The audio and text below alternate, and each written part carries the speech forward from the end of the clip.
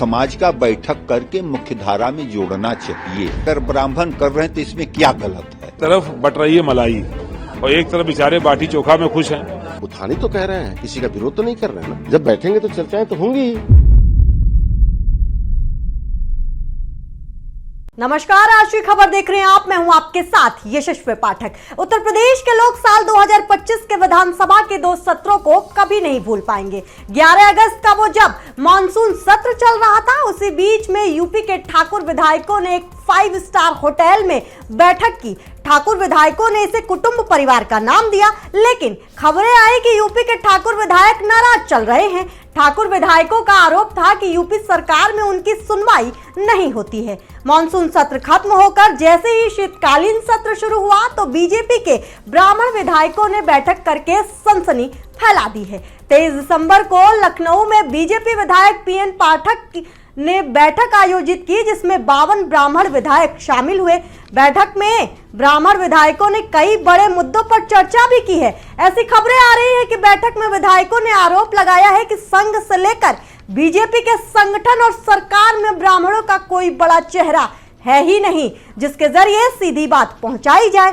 इतना ही नहीं, बीजेपी के ब्राह्मण विधायकों ने इस बात पर भी चिंता जताई है कि योगी सरकार में कहने को तो ब्राह्मण समाज से डिप्टी सीएम बनाया गया है, लेकिन उन्हें पावर नहीं दी गई है। तो आइए सबसे पहले कुछ बयानों को सुनते हैं, उसके बाद जानने की कोशिश करते हैं कि ब्राह्मण विधायकों की बैठक के सियासी मायने आखिर हैं क्या।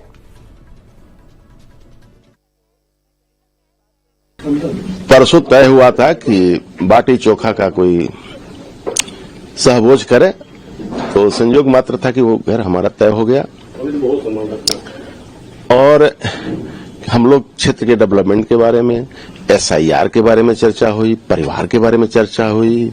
केवल मात्र यही बात है। पता नहीं मीडिया में क्या क्या चल रहा है कि ब्राह्मण नाराज है, ऐसी कोई बात नहीं है।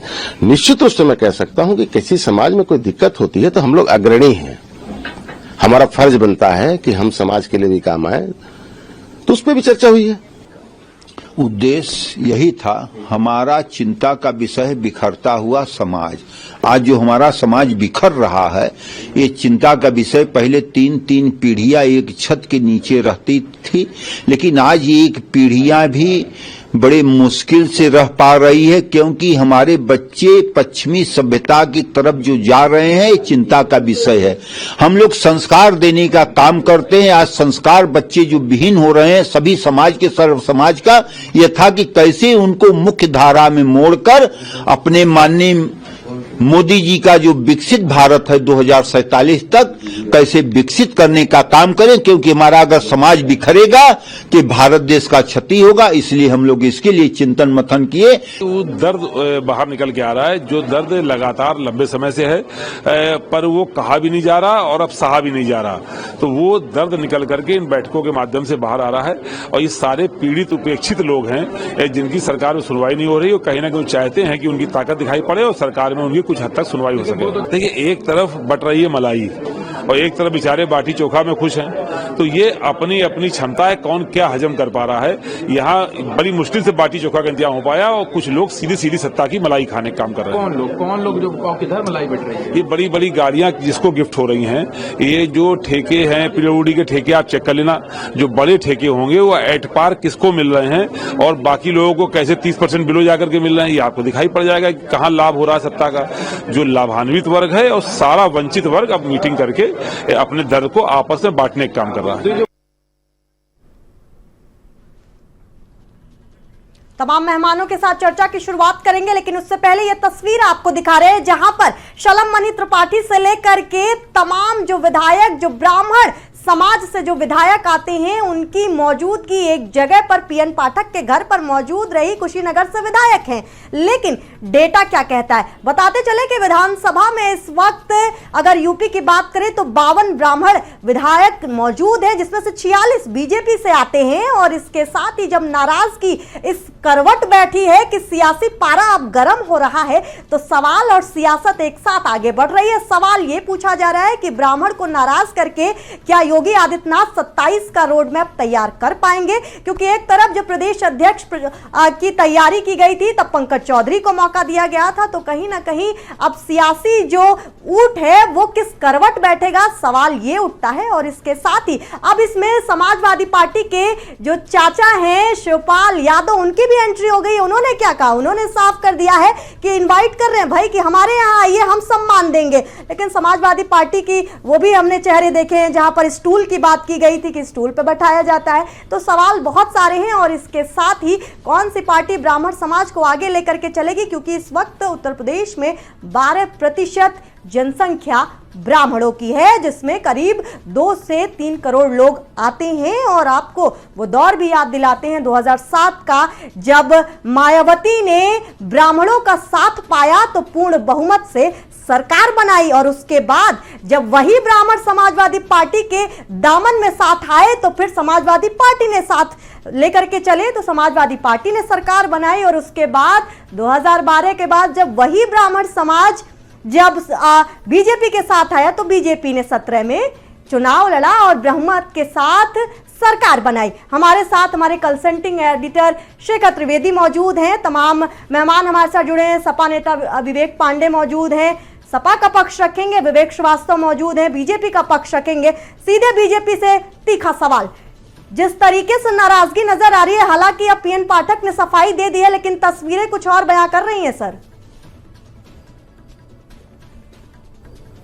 भी नजर आ रही है। किसने कहा हम नाराज हैं? अब क्या मिल बैठ के बात करना भी के आप प्रतिबंध लगा देंगे? इसमें भी दिक्कत है लोगों को। अगर 10 विधायक 50 विधायक कहीं बैठ रहे हैं, अपनी आपस में बात कर रहे हैं, तो इसमें किसी को कोई दिक्कत नहीं होनी चाहिए। और जिस तरह से हमारे समाजवादी पार्टी के लोग इसको मुद्दा बनाने की कोशिश कर रहे हैं, चचा कह रहे हैं आइए हम सम्मान दिलाएंगे, बोले चचा खुद तो सम्मान पा जाए अपनी पार्टी में, अपना ठिकाना है नहीं, दूसरे को न्योता देते फिर रहे हैं। भारतीय जनता पार्टी एक परिवार की तरह काम करती है। विवेक जी, चर्चा मौजूदगी पे नहीं हो रही है, चर्चा मुद्दों पर हो रही है। जो मुद्दे उस जगह पर उठाए गए, सवाल उस पर उठ रहे हैं कि कहा जा रहा है कि डिप्टी सीएम जो ब्रजेश पाठक है उनकी पावर को छीन लिया गया है, मजबूती नजर नहीं आ रही है। ब्राह्मण समाज और खासतौर पर ब्राह्मण विधायकों को पता नहीं है कि शिकायत करी किससे जाए, सवाल यहाँ उठ रहे हैं। नहीं देखिए सस्वी जी, ये बात कौन कह रहा है कि उनकी पावर? वो मुख्यमंत्री है, ब्राह्मण समाज के नेता हैं, एक बड़ा चेहरा है। पार्टी ने उनको ऐसी सीट दिया जो पार्टी की पहले से थी, सुरक्षित सीट देकर के उनको यहां तक ले आई है पार्टी। और आज वो पार्टी का नेतृत्व कर रहे हैं। अच्छे सबसे मजबूत मंत्रालय उनके पास है। ऐसे में ये कौन बात कर रहा है कि उनकी पावर छीन ली गई? इस तरह की चर्चाएं कौन करता है? कहां से चर्चाएं आपके पास आ जाती इस तरह की? भाई ठीक है, कुछ विधायकों ने अपने बैठ करके बैठक की, बैठक तो किसी को रोक नहीं है, और खुद बता रहे कि साहब हमारा इस तरह का उद्देश्य था। तो जब वो खुद बता रहे तो इसके बाद इस पर चर्चा का क्या औचित्य है? ठीक है, जवाब ले लेते हैं। विवेक जी, विवेक पांडे जरा जवाब दीजिए। और इसमें शिवपाल यादव की भी एंट्री हो गई है अब, क्योंकि बीजेपी तो साफ कह रही है, पीएन पाठक ने भी साफ आकर के सफाई दे दी है कि सब कुछ ठीक है, सब कुछ बेहतर है। देखिए, मंच पे आसीन जितने भी आपके पैनलिस्ट हैं, कंसल्टिंग एडिटर हैं, आपको और आप विपक्ष के हमारे प्रवक्ता सभी को मेरा प्रणाम, आपके दर्शकों को मेरा प्रणाम, और अपनी बातों को अनुमोदन के साथ अभिव्यक्त करने की अनुमति पूरे मन से चाहूंगा। देखिए, जब आपने स्टार्टिंग विजुअल चलाए थे तो उसमें पीएन पाठक जी और दूसरे एक जो ब्राह्मण विधायक महोदय बैठे थे, उन दोनों की बातों में ही विभेद था। एक समाज के उत्थान को लेकर बात कर रहा था और एक समाज के बिखराव को लेकर चर्चा कर रहे थे। तो मुझे लगता है कि अब ये मीडिया के सामने डैमेज कंट्रोल करने का प्रयास किया जा रहा है, चूंकि इस बैठक में ये भी सुनने मिल रहा है कि एक महोदय तो ऐसे थे कि उनको किसी वरिष्ठ का फोन आया, वो बीच से उठ के चले गए, भाग गए, और उसके पहले चूंकि वो पेपर साइन कर गए थे, कोई जिस पेपर लेटर की चर्चा हो रही है। तो सामान्य बैठकों में हस्ताक्षर नहीं किए जाते हैं, सामान्य बैठकों में कोई संधियां नहीं होती हैं, और संधियां और शपथ वही होती है जहां पे उद्देश्य को सार्थक करना होता है। अब चूंकि आदरणीय विवेक श्रीवास्तव भैया की पार्टी की बात आ रही है, तो उनका भी अपनी जगह पे जो धर्म निभाना है वो जायज है कि भाई कहां से ऐसी बात आ रही है। ये बात तो कुटुंब सम्मेलन में भी नहीं आई थी, लेकिन कुटुंब सम्मेलन के बाद जिस तरह से योगी जी को नियंत्रित किया जा रहा है और योगी जी की कार्यप्रणाली को नियंत्रित किया जा रहा है, तो हम तो ये देख करके विपक्ष के लोग आश्चर्यचकित हैं कि उत्तर प्रदेश का संचालन कर कौन रहा है। योगी जी कर रहे हैं कि योगी जी सिर्फ एक चेहरा है और संचालन कहीं और से किया जा रहा है। क्योंकि जिस तरह से कोडीन प्रकरण से लेके वर्तमान में जिस तरह सदन में भूमिका उनकी दिख रही है, मुझे लगता है कि ब्राह्मण, मुस्लिम और यादव, इन तीन जातियों के ऊपर योगी जी की राजनीति नहीं निकल पाएगी। इन तीन जातियों के अलावा वो सदन में किसी का नाम भी उन्होंने आज तक नहीं लिया। मान लिया जाए विवेक तो जी, बता दीजिए विवेक श्रीवास्तव, ये मान लिया जाए कि समाजवादी पार्टी अब इस पूरे मुद्दे को कैश कराने की कोशिश में लग गई है। करेंगे जब वो लोग स्वयं बता रहे हैं। कोई कह रहा है कि हम अपनी पारिवारिक समस्याओं पर चर्चा कर रहे थे, कोई कह रहा था जो समाज में विखंडन हो रहा है उस पर चर्चा कर रहे थे। अब ये कह रहे हैं कि साहब बैठकों में ऐसे नहीं होता, बैठकों में कोई लिखित समझौते नहीं होते भी नहीं। क्या मालूम कि ब्राह्मणों की बैठक में जनेऊ भी चलता है, लोटे पे गंगा जल रख के राजनीतिक पार्टियों में मुलाकातों के सियासी मायने ना हो, विवेक श्रीवास्तव जी, बड़ा अजीब लगता है। ठीक है, अभी ब्राह्मण राजनीति के उस मूलभूत जानकारी नहीं है कैसे होती है।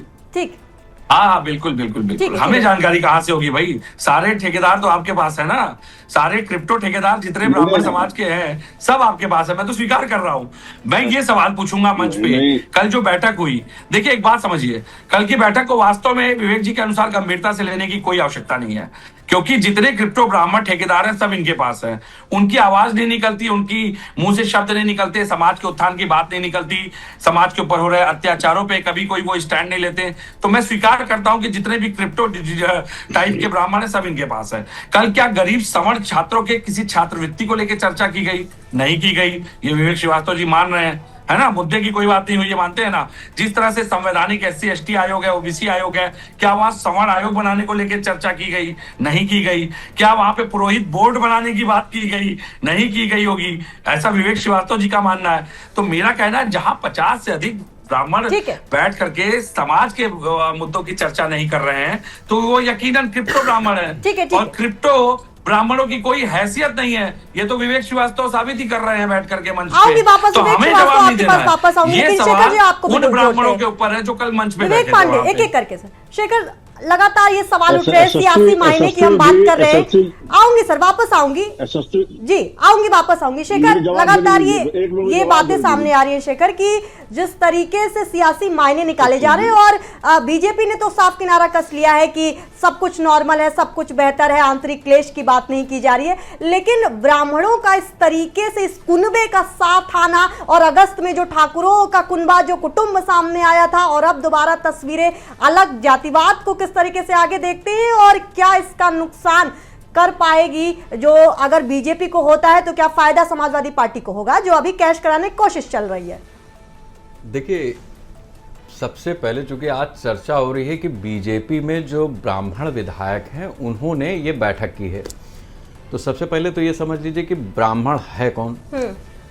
ब्राह्मण भारतीय राजनीति में आत्मा की तरह है, वो हर पार्टी में है, और बगैर ब्राह्मण के कोई पार्टी ऐसी है नहीं। मतलब वो दक्षिण से लेकर के उत्तर तक, पूरब से लेकर के पश्चिम तक, जिसका कल्याण हो जाए। कुल आबादी हिंदुस्तान में ब्राह्मण की 5-5.25% है। उत्तर प्रदेश में ब्राह्मण 12 से 14% के आसपास है, 2.5-3 करोड़। लेकिन जिन जगहों पर ब्राह्मण मौजूद है, कम संख्या में या ज्यादा संख्या में, वो अपना प्रभाव रखता है। ये बात हर पार्टी जानती है, और सत्य सनातनी हिंदुस्तान में इस बात को समाज का हर व्यक्ति भी जानता है, क्योंकि जब बच्चा पैदा होता है और जब इंसान इस धरती को छोड़ता है, दोनों ही समयों पर आपको एक ब्राह्मण की जरूरत होती है। तो भारतीय राजनीति में ब्राह्मण अगर अप्रासंगिक है, तो भारतीय राजनीति में उस चीज का कोई वजूद ही नहीं होगा। तो पहली बात तो यह है कि ब्राह्मण अप्रासंगिक नहीं हो सकता। आप ये देखिए कि ऐसी तमाम बैठकें अलग अलग जाति वर्ग समाज की केवल अभी नहीं, बाकायदा अदालत ने नोटिस लेकर के और ऐसे सम्मेलनों पर रोक लगाई थी। अब चूंकि ये बीजेपी के विधायक हैं जो बैठे, तो भारतीय राजनीति की आत्मा है ब्राह्मण। ब्राह्मणों का कोई एक सर्वमान्य चेहरा, सर्वमान्य नेता कभी नहीं रहा। इस बात को भी आप समझिए। अगर कोई ये कहता है कि मैं ब्राह्मण का नेता हूं, मैं ब्राह्मणों का नेता हूं, तो आप ये यकीन मान लीजिए कि वो झूठ बोल रहा है, क्योंकि ब्राह्मण ही एक ऐसा है जिसके लोग हैं, ब्राह्मण में सम्मान है, ब्राह्मणों में भी सम्मान है। वो अक्रॉस द पार्टी है। जैसे नारायण दत्त तिवारी थे, तो नारायण दत्त तिवारी का सम्मान हर जगह था। कांग्रेस में आज प्रमोद तिवारी हैं, इसी तरीके से समाजवादी पार्टी में माता प्रसाद पांडे हैं, जनेश्वर मिश्र हुए। तो ऐसे तमाम लोग, चाहे वो किसी भी पार्टी के हों, लेकिन जब दूसरी पार्टी का व्यक्ति भी मिलता था तो उनके पैर छू लेता था।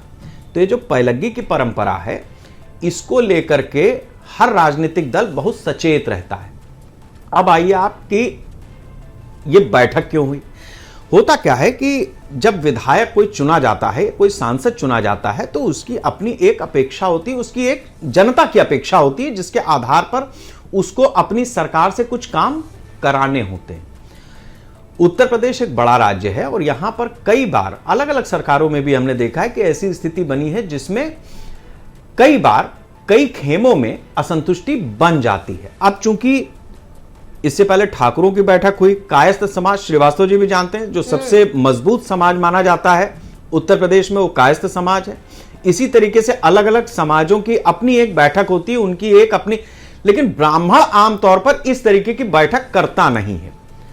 यह बात विवेक पांडे जी भी मानेंगे, और विवेक श्रीवास्तव जी भले कायस्थ समाज से आते हो, लेकिन वो ये जानते हैं कि इस तरीके की आमतौर पर कोई, आपने कभी नहीं सुना होगा कि ब्राह्मणों का महासम्मेलन या ब्राह्मणों की जन यात्रा कभी नहीं निकली।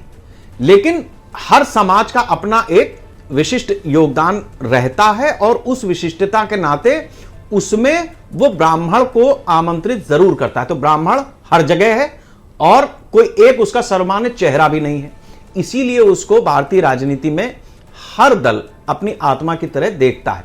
अब आप आइए जो असल मुद्दा है, जिसमें बीजेपी और सपा की तरफ से, दोनों तरफ से अपनी अपनी दलीलें रखी गई हैं। विवेक जी का कहना है कि समाज में जिस तरीके, विवेक पांडे जी का यह कहना है कि जिस तरीके से भारतीय जनता पार्टी में जो ब्राह्मण उप मुख्यमंत्री हैं, उनके पास या उनकी उपेक्षा हो रही है, या जो विधायक हैं उनकी सुनी नहीं जा रही, कोई मलाई खा रहा है और किसी को क्या बाटी चोखा था, तो वो बाटी चोखा भी नहीं नसीब है। विवेक श्रीवास्तव जी का कहना यह है कि जो उप मुख्यमंत्री हैं, जो ब्राह्मण समाज से आते हैं, उनके पास भी सबसे मजबूत मंत्रालय है। अब मैं यहां आप दोनों मेहमानों से एक एक करके समझना चाहूंगा कि विवेक श्रीवास्तव जी, जब आप ये कहते हैं कि बड़ा मजबूत मंत्रालय है, तो मजबूती से आपका कहना क्या है? मतलब अगर आप ये कहते हैं कि एक बड़ा जिम्मेदार महकमा उनके पास है, तो मैं इस बात को थोड़ा समझता, लेकिन जब आप मजबूत कहते हैं तो मुझे उसमें बू आती है। देखिए शेखर जी, मेरा मजबूत कहने का मतलब यह था कि उनके पास ऐसे ऐसे विभाग हैं जिसके तहत वो जनता और समाज की सबकी सेवा कर सकते हैं। हर आदमी तक उनकी मंत्रालय की पहुंच है। ऐसा विभाग उनके पास है कि जिसके बिना किसी का काम ही नहीं चलना प्रदेश में। तो अपने समाज की भी अच्छे से सेवा कर सकते हैं, जनता की भी सेवा कर सकते हैं। पब्लिक से जुड़ा विभाग उनके पास है। और जो हमारे मित्र बता रहे क्रिप्टो ब्राह्मण, ऐसी डिबेट बैठ करके ब्राह्मणों को गाली देने का काम कर रहे हैं। ब्राह्मण कभी क्रिप्टो नहीं होता, अमीर होगा गरीब होगा, लेकिन ब्राह्मण ब्राह्मण होता है। और ब्राह्मण की प्राथमिकता पे कोई डिनाई नहीं कर सकता भारतीय राजनीति में। ठीक है, हमारी भारतीय जनता पार्टी कोई जातिगत राजनीति नहीं करती, लेकिन उत्तर प्रदेश में जातिगत राजनीति एक सत्यता है, इसको आप डिनाई करके प्रदेश की राजनीति नहीं कर सकती। और जहां तक ब्राह्मणों पे जिस तरह से हमले बढ़े हैं, उस पर अगर विधायक बैठ करके चिंतन कर रहे हैं, तो इसमें किसी के पेट में दर्द नहीं होना चाहिए। आप देख लीजिए किस तरह से लव जिहाद में ब्राह्मण बेटियों के रेट लगाए जा रहे हैं, किस तरह से ब्राह्मणों के ऊपर हमले हो रहे हैं, कोई उनको धमकी दे रहा है, कोई और जिस तरह से लोग इसमें इन्वॉल्व हो जा रहे हैं, कोई कथा कहने जा रहा है ब्राह्मण बन करके, व्यासपीठ को अपमानित कर रहा है, ये तमाम ऐसी चीजें, उसमें बहुत ऐसे लोग जो मूल रूप से पुजारी हैं, पंडा हैं, ऐसे लोग भी उस बैठक में थे। ठीक है, विधायक हैं, लेकिन उनकी जड़ अध्यात्म से, सनातन से जुड़ी हुई है, तो उनकी अपने समाज को लेकर चिंता भी जायज है और समाज पे होने वाले हमलों को लेकर भी चिंता जायज है। अगर बैठ करके लोग चिंतन मनन कर रहे हैं तो उसके हर बैठक का इस तरह से राजनीतिक उद्देश्य। ठीक है विवेक जी, आपने दो चीजें बड़ी महत्वपूर्ण कही हैं, बहुत महत्वपूर्ण बात आपने कही है, और मैं आपकी ही बात को आगे बढ़ाते हुए आपसे ये सवाल कर रहा हूं। देखिए, मैंने कोई आंकड़ा नहीं रखा, आपने आंकड़े रखे या तथ्य रखे। आपने बिहार का जिक्र किया, आपने उत्तर प्रदेश का जिक्र किया, आपने व्यास गद्दी के अपमान का जिक्र किया, और आपने ब्राह्मणों पर हो रहे हमलों का जिक्र किया। अब सवाल यह है कि जिन जिन चीजों का आपने जिक्र किया है और जिन जिन जगहों पर यह कांड हुए हैं, वहां सरकार किसकी है और यह जिम्मेदारी किसकी है? बिल्कुल सरकार ने उस पर कार्रवाई की है। जहां पे हमले ब्राह्मण पे होना, लोग कथावाचक, अरे ब्राह्मणों पर हमले हो रहे हैं, व्यास गद्दी का अपमान हो रहा है, महाराष्ट्र में आपकी सरकार है, वहां पर ब्राह्मण जो संत निकल रहे हैं जिंदा जला दिए जा रहे हैं, लूट लिए जा रहे हैं, मारा पीटी हो रही है।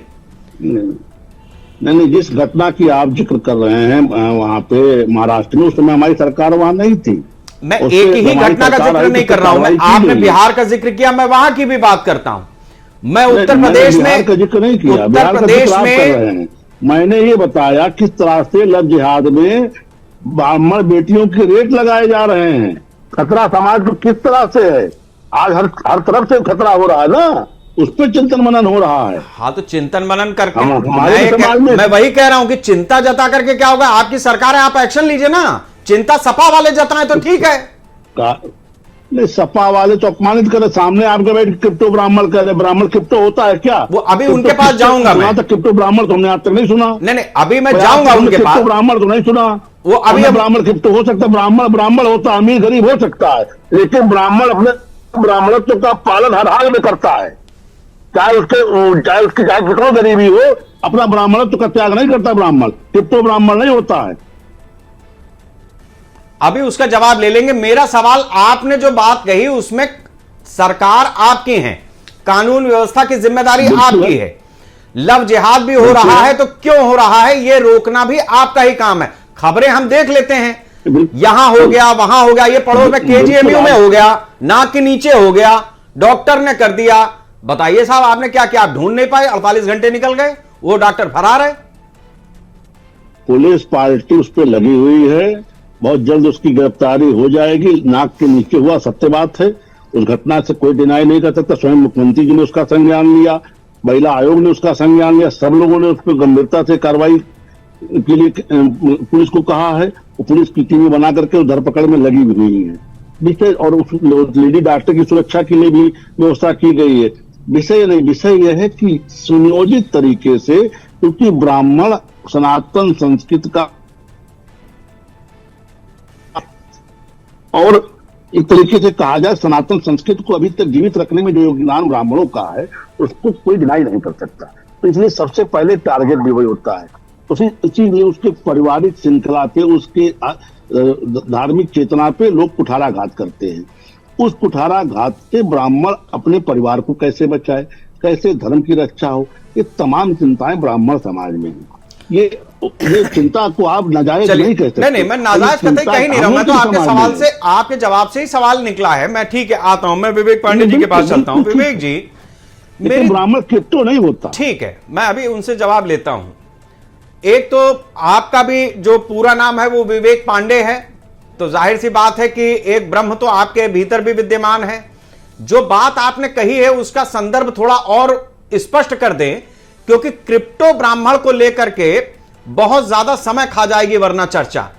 और क्रिप्टो ब्राह्मण से आपका तात्पर्य क्या था, इस चीज को स्पष्ट कर दें। एक बात। दूसरी चीज यह है कि नेताजी ने भी एक बार यह बात कही थी, जब एक प्रमुख सचिव स्तर के बड़े अधिकारी थी वो, और जब उनको जेल जाना पड़ा तो उन्होंने कहा ये सब सरकार के कमाऊ पूत हैं। तो आपकी बात से मुझे ऐसा लगा, मुझे नेताजी की अचानक याद आ गई और मुझे यह लगा कि शायद समाजवादी पार्टी कहीं ऐसा तो नहीं कि यही समझती है कि सरकार में दो ही तरीके की चीजें होती हैं, एक होती है मलाईदार और दूसरी होती है बाटी चोखा।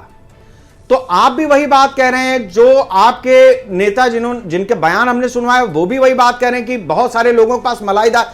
तो आपकी नजर में क्या है, politics is the most lucrative business? देखिए, दोनों बातों का जवाब देता हूं। पहले तो क्रिप्टो की बात कर लेते हैं, क्योंकि क्रिप्टो बात से बड़ा दर्द हो गया विवेक श्रीवास्तव जी को, जो कि ब्राह्मण समाज से ही नहीं है। ये बात आपको समझनी पड़ेगी कि रणजीत चौटाला जी के बयान, अरे रुक जाइए, मेरी बात आने दीजिए भाई, मेरा टर्न है। रणजीत चौटाला जी का बयान याद करिए, सुरेश गोपी का बयान याद करिए, इनके बड़े करीबी मुरलीधर राव का बयान याद करिए, प्रीतम लोधी के बयान याद करिए, और अभी हालिया में एक अजय पटेल इनके विधायक हैं, उनके बयान देखिए। किस ब्राह्मण विधायक ने इन बयानों की आलोचना की? अजय पटेल ने तो अपनी सीमा को पार कर दिया। उस बयान को मैं यहां चला भी नहीं सकता। ब्राह्मणों के प्रति जो वक्तव्य उन्होंने मंच पे दिए, क्या कार्रवाई की भाजपा में और क्या कार्रवाई की मांग की भाजपा के ब्राह्मण विधायकों ने या नेताओं ने? बताइए, किसी ने एक शब्द अगर आपत्ति व्यक्त की हो तो बताइए।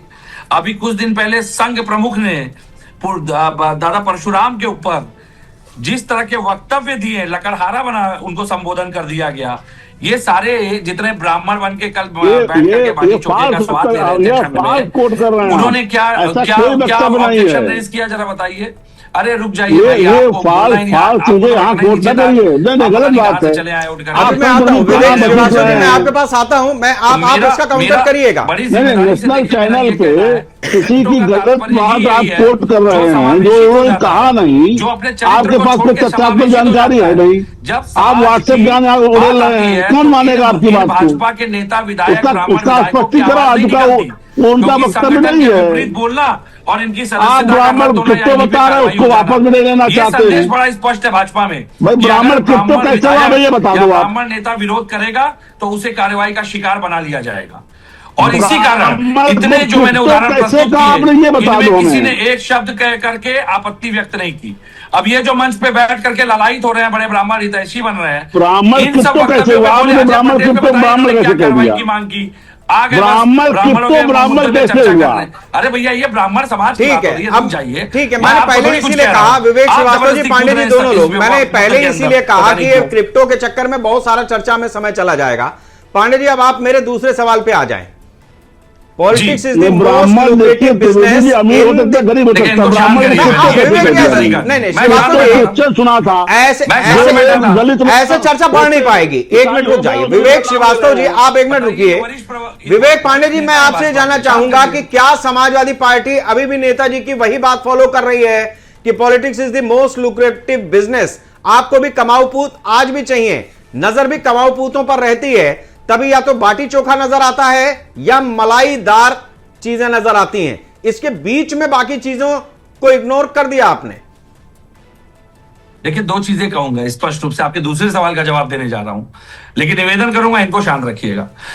देखिए, बड़ी महत्वपूर्ण चर्चा आपने उठा दी, चूंकि मुझे वो वक्तव्य याद आ गया और मेरे मुस्कुराने का कारण यह है, उत्तर प्रदेश में एक खबर आई कि उत्तराखंड में किसी के यहां एक बड़ी डकैती हो गई, घर के चोरों ने ही बड़ा हाथ साफ कर लिया, और उसके बाद जवाब कौन दे रहा था?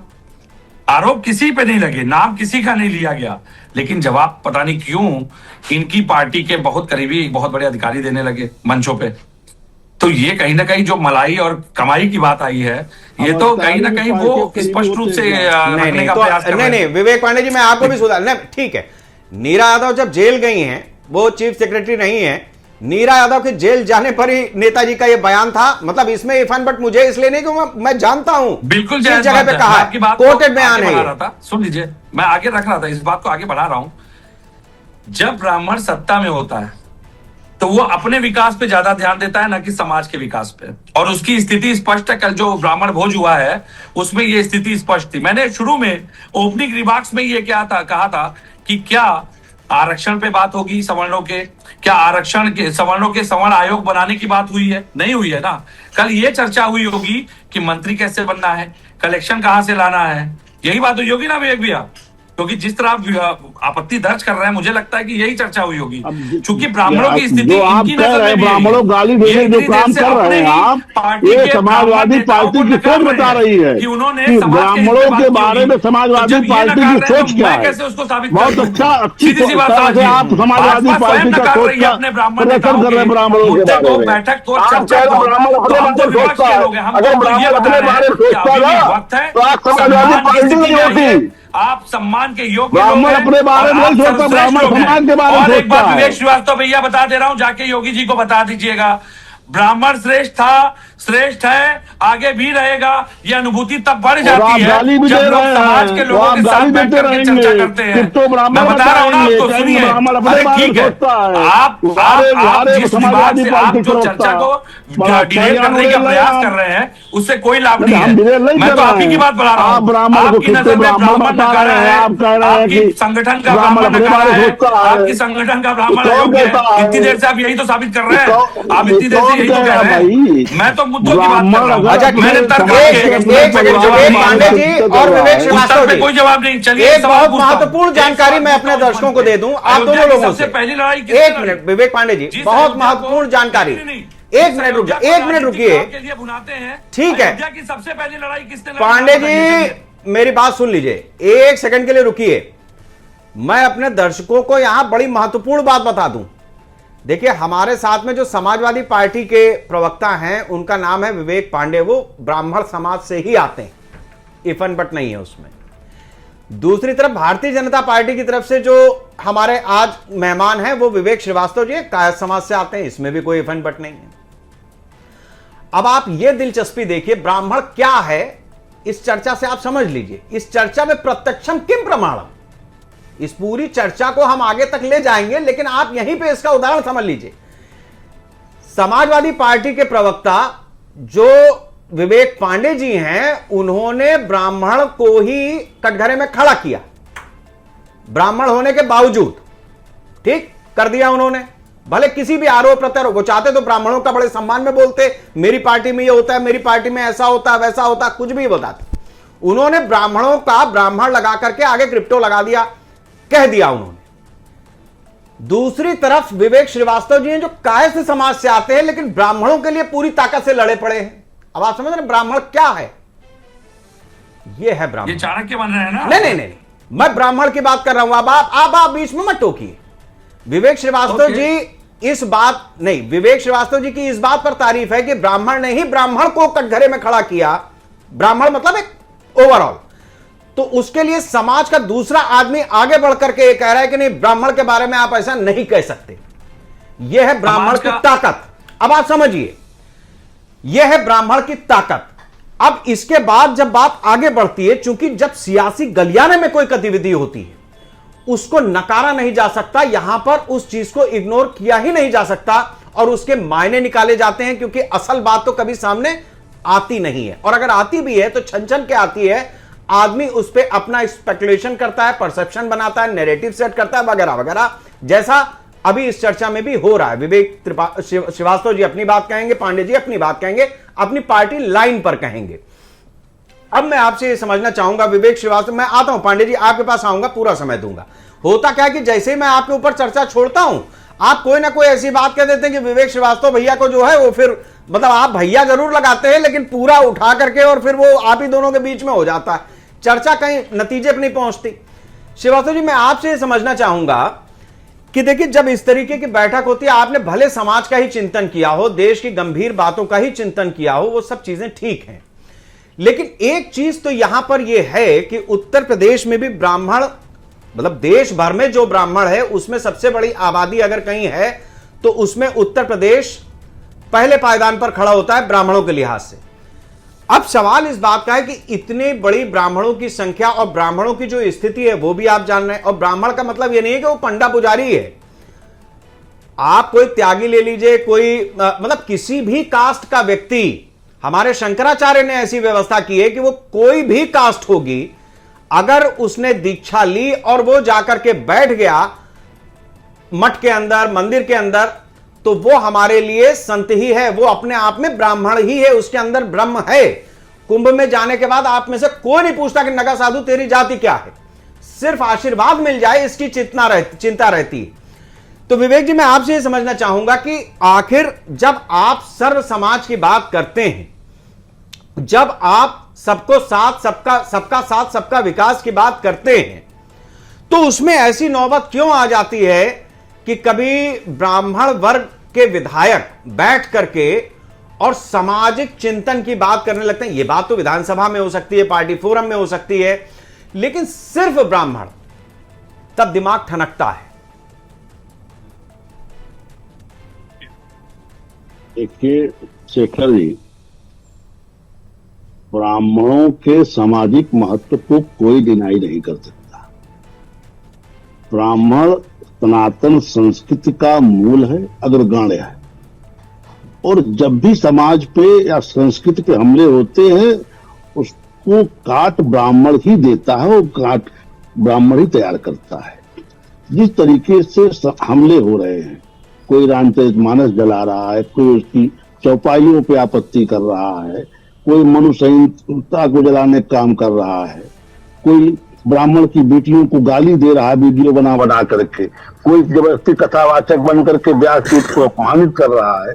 जिस तरह की घटनाएं हो रही हैं उसमें कुछ चेहरे ऐसे भी हैं जो बोलता एक मंदिर के पुजारी हैं, उस वंश से हैं, तो सबकी चिंताओं को जब आप समझेंगे, और जो समाज के बाहर से जो हमले हो रहे हैं, कुछ तो हमले ऐसे हैं जो अपने लोग कर रहे हैं, नहीं, हिंदू होते हुए कर रहे हैं, कुछ हमले समाज के बाहर हो रहे हैं जहां ब्राह्मण बेटियों का रेट लगाया जा रहा है लगे हाथ में। नहीं, ये बातें आपने बताई, इसमें कानून व्यवस्था की बात आती है। मैं आपसे समझना चाहता, अच्छा चलिए उत्तर प्रदेश की मैं बात करता हूं। विवेक श्रीवास्तव जी, आप ये बताएं कि समाज के हर वर्ग के लिए आपने कुछ ना कुछ किया होगा, आपकी सरकार ने किया होगा। अभी 16 से तो आप ही, 17 से तो आप ही चल रहे हैं, उसके अलावा केंद्र में 2014 से बीजेपी की सरकार चल रही है।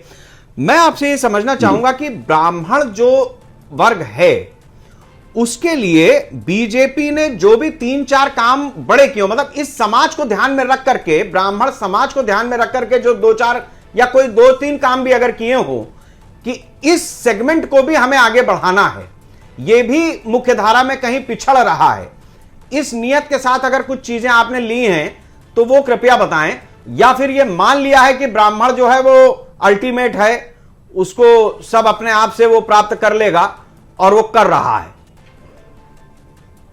देखिए, जिस तरीके से मुख्य धारा से ब्राह्मणों के पिछड़ने की बात है, इससे कोई डिनाई नहीं कर सकता कि ब्राह्मणों के यहां भी गरीबी है। सब ब्राह्मण अमीर नहीं है, और इन्हीं को टारगेट करके, ठीक है, उसके साथ अन्य वर्ग भी लाभ पाए, ईडब्ल्यूएस लाया गया कि जो ऐसा समाज है जो आर्थिक रूप से पिछड़ा है और पिछड़ा और दलित की श्रेणी में नहीं आता, उसको किस तरह से मुख्य धारा से जोड़ा जाए, यही मोदी जी का चिंतन था। इसी चिंतन के तहत ईडब्ल्यूएस लाया गया। तो ऐसा नहीं है कि ब्राह्मणों के बारे में चिंतन अलग से नहीं पार्टी का, ब्राह्मण के लिए भी है, क्षत्रिय के लिए भी है, कायस्थ के लिए भी है। ईडब्ल्यूएस का लाभ उसमें सर्वाधिक ब्राह्मणों को ही मिल रहा है, क्योंकि आज स्थिति यह है कि ब्राह्मण पढ़ा लिखा तो, लेकिन जहां उसके पास पैसा नहीं है तो वो दिक्कत है। अब ऐसे ही ब्राह्मणों को हमारे मित्र क्रिप्टो ब्राह्मण बताए जा रहे हैं। मैंने इनसे बहुत विनम्रता से कहा कि ब्राह्मण क्रिप्टो नहीं होता, गरीब हो सकता, अमीर हो सकता है, लेकिन उसको क्रिप्टो ब्राह्मण करके अपमानित मत करिए। क्रिप्टो क्रिश्चियन की तो बात हम लोग करते हैं कि बहुत से दलित भाई क्रिश्चियन बन गए, वहां भी लाभ ले रहे हैं, यहाँ भी लाभ ले रहे हैं, लेकिन ब्राह्मण ये काम नहीं करता। ब्राह्मण ब्राह्मण ही रहेगा, चाहे गरीब हो, चाहे अमीर, चाहे सूखी रोटी खा रहा हो, चाहे पूजा करके अपना जीवन यापन कर रहा हो, लेकिन वो रहेगा ब्राह्मण है। ठीक है। अब विवेक पांडे जी, आपसे मैं ये जानना चाहूंगा कि जो चीजें आपने इंगित की हैं, आप सवाल पे ही रहेंगे, उसके जवाब पे तो ज्यादा बेहतर रहेगा। जिस तरीके की चीजें आपने इंगित की हैं और जिस तरीके से ब्राह्मणों को लेकर के आपकी एक टिप्पणी आई है, उसको देख करके समझ में कोई आजादी की लड़ाई तो लड़ नहीं रहे हैं कि वीर सावरकर को अगर काला पानी हो गया तो उन्होंने अपनी रणनीति बदलते हुए और वो सब कुछ किया जिसकी वजह से देश को आजादी मिल सके। मतलब कोई आजादी की लड़ाई तो लड़ नहीं रहे। सरकार आपकी भी रही है, ब्राह्मणों का उत्थान तो ऐसा नहीं है कि मतलब हो ही गया हो, और अगर हो गया होता तो शायद आज ये चर्चा करने की नौबत ना आती। अगर आपकी ही पार्टी में ब्राह्मणों को इतना सम्मान मिला होता जो आज आप बुला रहे हैं, तो जाते ही क्यों? ऐसे तमाम सवाल हैं जो आपकी तरफ रुख करे हुए खड़े हैं। देखिए, दोनों बातें स्पष्ट रूप से करूंगा, लेकिन मैंने क्रिप्टो को क्यों कहा, यह बात भी आपके सामने स्पष्ट आनी जरूरी है ना भाई। इस बात को बनता भी क्या है, इस बात को कहने का, ये तो पिछली बार आपको मौका दिया था कि आप स्पष्ट कर दीजिए, आपने किया नहीं। नहीं, मैं स्पष्ट कर दे रहा हूं ना। उस समय ये चूंकि बीच में इंटरप्ट कर बैठे, अब शांति से हो रहा है तो मैं बता दे रहा हूं। देखिए, ब्राह्मण कभी किसी का चरण वंदन नहीं करता, ब्राह्मण किसी के आगे नतमस्तक नहीं होता राजनीतिक लक्ष्यों के लिए, और अपने स्वार्थ हितों को साधने के लिए ब्राह्मण अपने सिद्धांतों से समझौता नहीं करता है। लेकिन जब बात ब्राह्मण समाज पर हो रही टिप्पणियों की आएगी, भाजपा के विशेष समर्थित दल के विधायकों की आएगी, और उस पर अगर हमारे ब्राह्मण वर्ग के जो लोग सत्ता में बैठे हैं वो मौन रहेंगे, तो उसका मतलब है कि वो अपने अस्तित्व और सिद्धांतों से समझौता कर बैठे हैं। और सिद्धांतों और अस्तित्व से समझौता करने के कारण ही आज ब्राह्मण वर्ग पे भाजपा के नेता विधायक टिप्पणी करते हैं, और ये लोग वहां सत्ता में बैठ करके मौन धारण करके बैठे हैं। तो हम उम्मीद किससे करें? हम उनको किस नजर से अपने समाज का अग्रज और पुरोधा मान लें, नेतृत्वकर्ता मान लें? पहली बात। दूसरी बात पे आते हैं हम। अभी बात आई थी ब्राह्मणों के लिए बहुत कुछ किया इन्होंने। गोंडा करनैलगंज का एक मामला है, आपने भी कवर किया होगा। 1.5 महीने से परिवार भटक रहा है, नाबालिग बच्ची का अपहरण हुआ है, प्रिंसिपल सेक्रेटरी को तलब किया है हाईकोर्ट ने, पर्सनल अपीयरेंस पे एफिडेविट फाइल करने के लिए कहा है, और एफिडेविट फाइल नहीं किया गया इस डेट पे जो डेट निर्धारित है। तो पर्सनल अपीयरेंस सारे दस्तावेजों के साथ होना है। एसपी, डीएसपी, डिप्टी सीएम सबसे परिवार मिल चुका है बाकायदा, उसके बाद भी कोई कार्रवाई नहीं हुई। पहली बात। हमीरपुर का प्रकरण याद है? ये बात तो खुद ही वो कह रहे हैं कि लॉ एंड ऑर्डर बिगड़ा हुआ, ब्राह्मणों पे अत्याचार हो रहा है। ये बात तो बीजेपी इतनी साकोई से, तो मुझे लगता है कोई सरकार वाला नहीं कहेगा कि हमने हमारे यहाँ अत्याचार हो रहा ब्राह्मणों पे। वो कह दिया विवेक श्रीवास्तव जी। संगठन की बैठक में कह दें, ये जरा बात अपनी संगठन की बैठक में कह दें। योगी जी सदन में तो अभी आज हो पांडे जी, चर्चा मैंने बुलाई है, डिबेट हम कर रहे हैं, ये काहेगो पार्टी फोरम में बोलेंगे? हमने सवाल पूछा ना।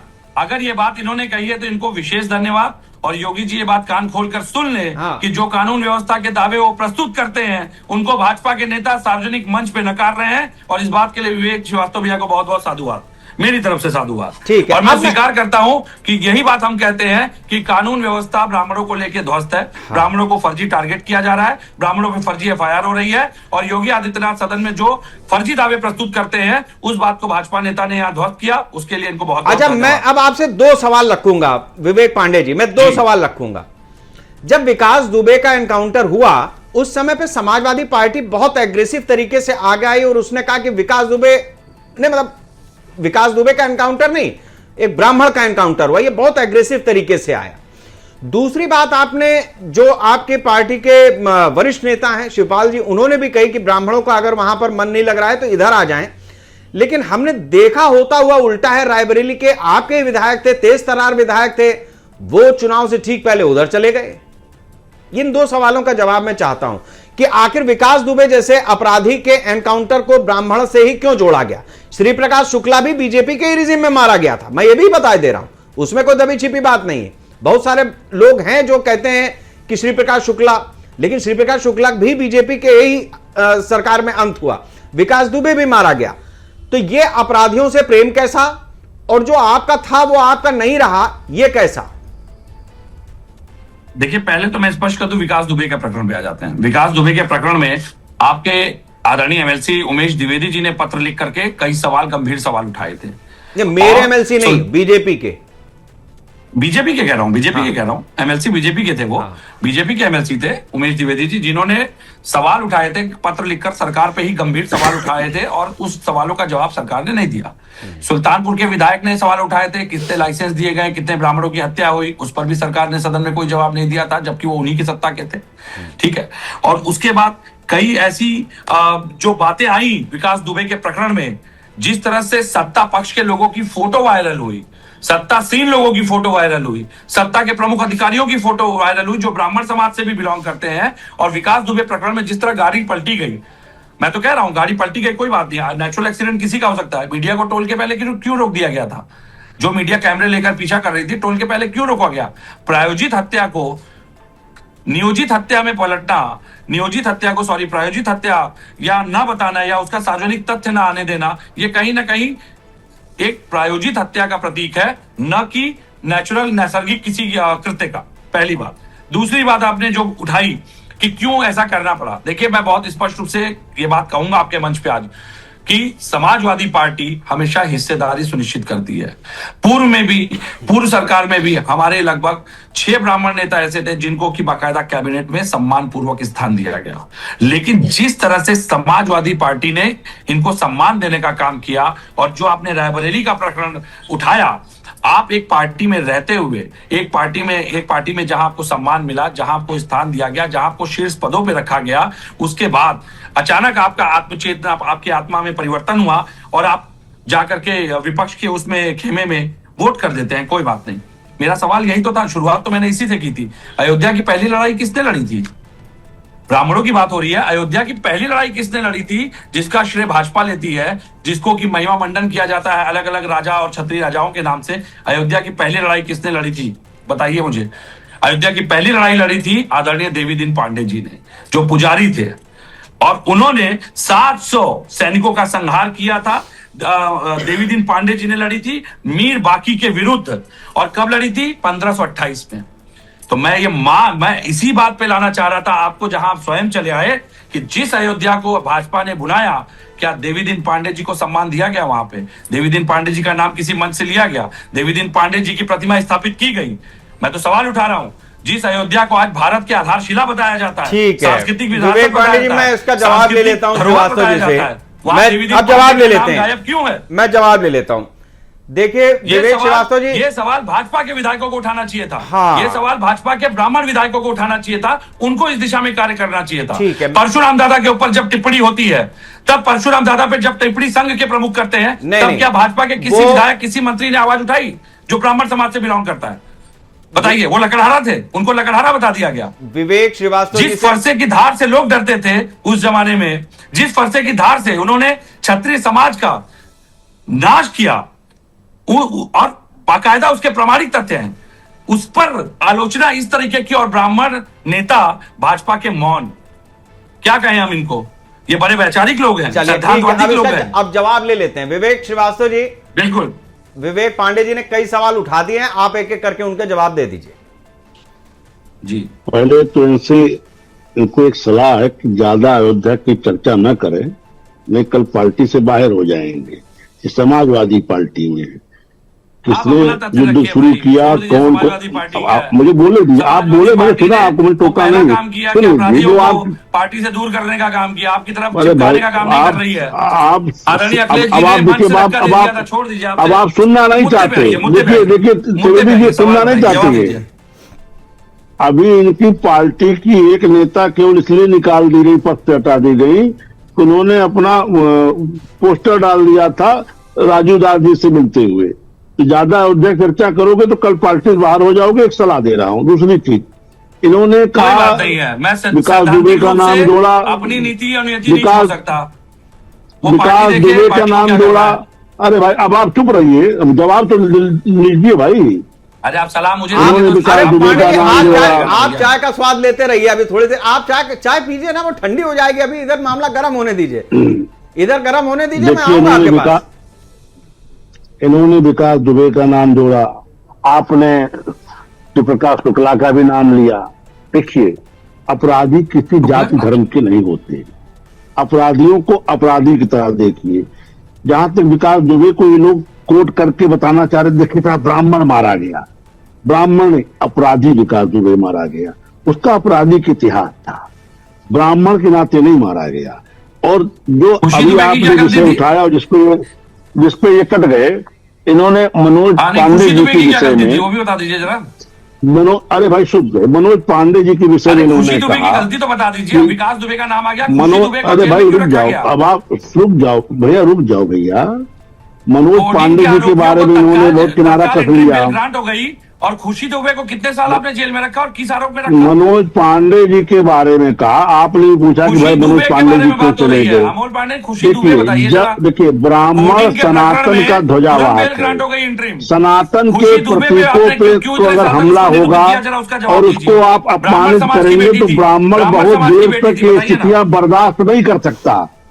ब्राह्मण बहुत देर तक स्थिति बर्दाश्त नहीं कर सकता कि आप उसके सामने सनातन पे हमले होते रहे, सनातन संस्कृति अपमानित होती रहे। करने का क्या कारण था? इसलिए मनोज पांडे जी ने समाजवादी पार्टी से बाहर का रास्ता देखा। क्यों किया गया था? ठीक है, ये इन्हें चुप कराएंगे जी, ये ठीक नहीं है।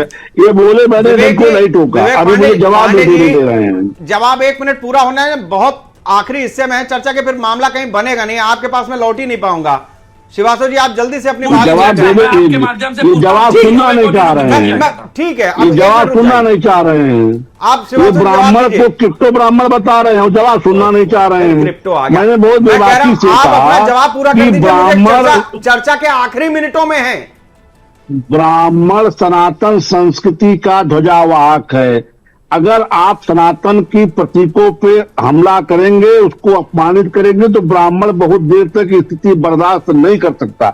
मैं आपको एक छोटी सी घटना से बताने की कोशिश कर रहा हूँ। हाँ। एक बार पंडित दीनदयाल उपाध्याय जी से एक वामपंथी मित्र ने कहा कि भाई सबकी जरूरत तो रोटी कपड़ा मकान है, आप ये ऐसे ऐसे मुद्दे क्यों उठाते हैं जैसे राम जन्मभूमि का मुद्दा, इस टाइप के मुद्दे। तो उन्होंने कहा अगर हम आपको दिन भर अच्छा पूरी खीर खिलाएं और चौराहे पे लेके 5 जूता मारे आपको, तो आपको अच्छा लगेगा? तो ब्राह्मण अपमान बर्दाश्त नहीं करता। ये हमारे सनातन की मूल तत्व को समझ लें कि जहां जिन चीजों से हमारा लगाव है, अगर उसको आप अपमानित करें, जैसे समाजवादी पार्टी के लोगों ने लगातार सनातन संस्कृति को अपमानित किया। बिल्कुल आखिरी हिस्से में हूं, मेरा आखिरी सवाल, ये बात मैंने अपने ओपनिंग रिमार्क में ही कह दी थी कि ब्राह्मण जब किसी जगह से गुजरता है और उसका कोई परिचित होता है तो कहता यही है पंडित जी पाए लागू। तो हमारे यहां ये जो ब्राह्मण को पाए लगी की परंपरा है, ये शाश्वत है, इसमें कहीं कोई इफ एंड बट नहीं है।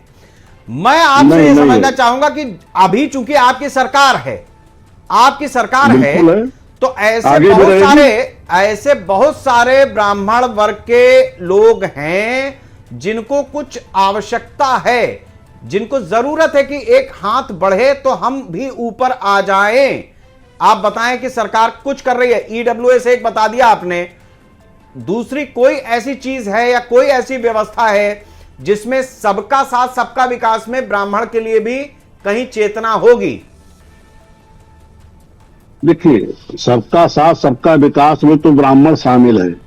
बहुत सी ऐसी योजनाएं जिसमें जो निर्बल आय वर्ग के लोगों को मिल सकती है, उसमें ब्राह्मण को लाभ मिल रहा है। ऐसा नहीं कि वहां जाति देख के ब्राह्मण को छांट दिया जाता। जैसे इन्होंने समाजवादी सरकार में कहा था कि मुस्लिम बेटियों को लाभ देंगे, हिंदू बेटियों को नहीं देंगे। हमारी सरकार में ऐसा कोई भेदभाव नहीं है, सारे बहन बेटियों को लाभ मिलता है, सारी जातियों को लाभ मिलता है।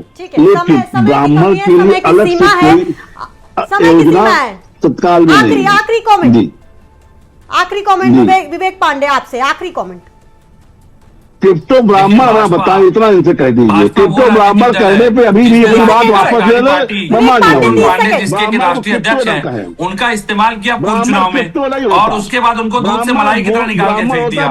टोटन पांडे जी का नंबर दूंगा, कभी समझ लीजिएगा कि भाजपा किस तरीके से ब्राह्मणों का शोषण और उत्पीड़न करती है। उत्तर प्रदेश में इस वक्त एक सवाल चल रहा है कि आखिर पंडितों की पीड़ा है क्या, और जो लोग सबके साथ सबके विकास की बात करते हैं, जो लोग मीडिया में झगड़ा की बात करते हैं, और तमाम लोग जो ब्राह्मण का नेतृत्व करते नजर आते हैं, एक तस्वीर ने सबके सियासी संग्राम में एक बहस छेड़ दी है कि आखिर ब्राह्मणों का नेतृत्व कर कौन रहा है। क्योंकि तस्वीर में तमाम चर्चित चेहरे नजर आए, चाहे साकेत मिश्रा की बात करते हैं, चाहे ऋषि त्रिपाठी की बात करते हैं जो नौतनवा से विधायक है, और इसके साथ ही शलभ मणि त्रिपाठी की बात करते हैं जो कि भाजपा के लिए मीडिया सलाहकार भी बहुत वक्त से रहे थे।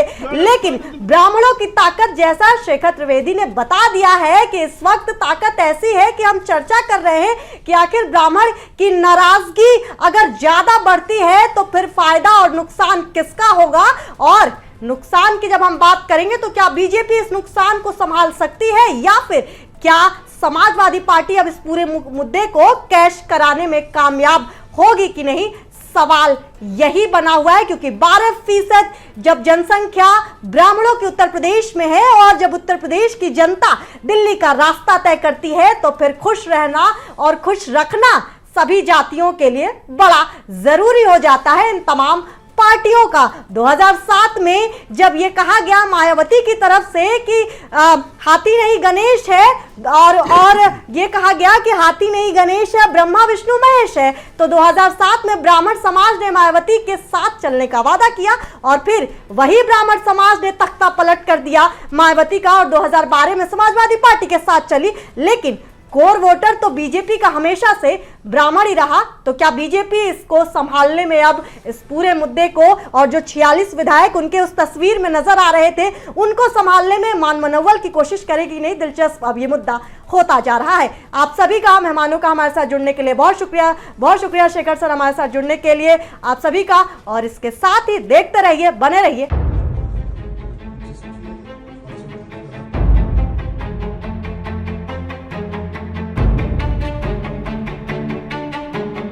समाज का बैठक करके मुख्य धारा में जोड़ना चाहिए। अगर ब्राह्मण कर रहे हैं तो इसमें क्या गलत है? तरफ बट रही है मलाई और एक तरफ बेचारे बाटी चोखा में खुश हैं। बुधानी तो कह रहे हैं, किसी का विरोध तो नहीं कर रहे हैं ना। जब बैठेंगे तो चर्चाएं तो होंगी ही।